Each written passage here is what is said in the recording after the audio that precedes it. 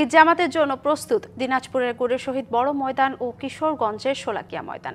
দেশের সবচেয়ে বড় এই দুটি ঈদগাহ মাঠ সংস্কার, কাতার মার্কিং সহ সব প্রস্তুতি শেষ। মুসল্লিদের জন্য নেওয়া হয়েছে বিশেষ নিরাপত্তা ব্যবস্থা। আশা করা হচ্ছে এবারও গোরে শহীদ ময়দান ও শোলাকিয়ায় লাখো মুসল্লির ঢল নামবে।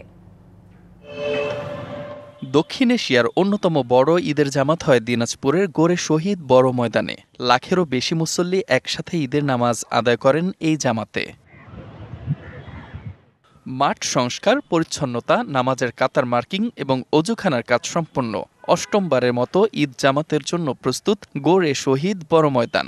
এখানে প্রথম জামাত অনুষ্ঠিত হবে সকাল ৯টায়। আশা করি 200 কাতার হবে, লক্ষাধিক মুসল্লি এখানে ইনশাল্লাহ জমায়েত হলে এখানে আমাদের স্থানের সংকুলন হবে ইনশাল্লাহ। মুসল্লি গণের উত্তম পরিবেশ তৈরি করার জন্য আমরা চেষ্টা করছি। মুসল্লিদের নিরাপত্তায় কাজ করবে আইনশৃঙ্খলা বাহিনীর ৩ শতাধিক সদস্য।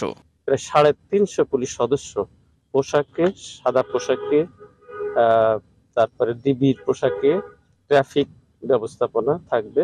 একনল হ্যান্ড ওয়াশ 100% প্যারাবেন ফ্রি, তাই নিরাপদ হাতের জন্য আস্থা রাখুন একনলে। ১৯৮তম ঈদ উল ফিতরের জামাতের জন্য শেষ মুহূর্তের প্রস্তুতি চলছে কিশোরগঞ্জের শোলাকিয়া ঈদগাহ মাঠে।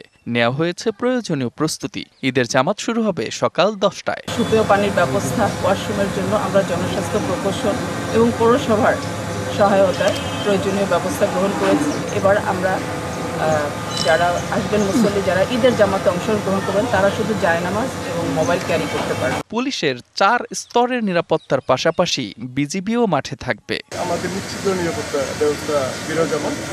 এখানে আমরা কয়েকটা স্তর আমাদের নিরাপত্তা, আমাদের এভারেজে 1100 মতো আমাদের ফোর্স বিভিন্ন জায়গায় ডেপ্লয়েড থাকবে। মুসল্লিরা নির্বিঘ্নে ঈদের নামাজ আদায় করতে পারবেন বলে আশা প্রশাসনের। Mustafa Kamal, DBC news desk.